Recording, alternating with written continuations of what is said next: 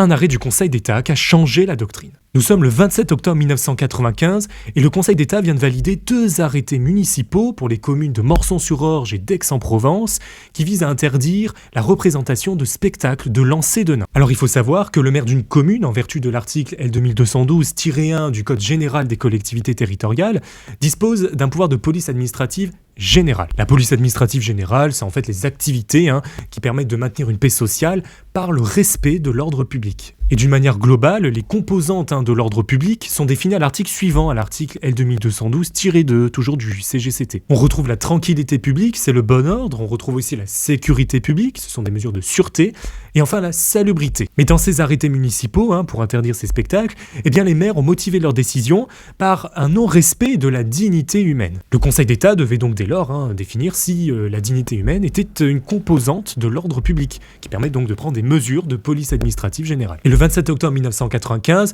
le Conseil d'État a estimé que la dignité humaine était bien une composante de l'ordre public.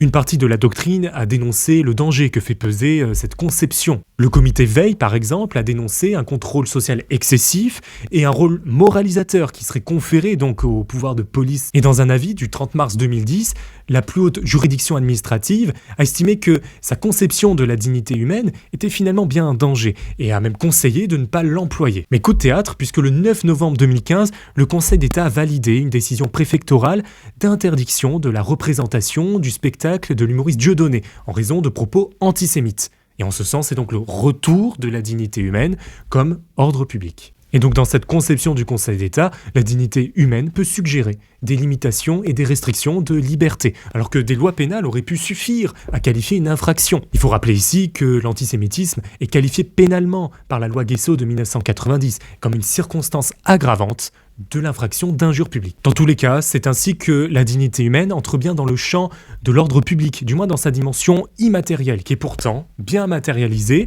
par des mesures de police d'administration générale. Voilà, tu sais tout de cette décision du 27 octobre 1995 et donc de la conception du Conseil d'État de la dignité humaine. N'hésite pas à t'abonner pour mettre plus de droit dans ton fil.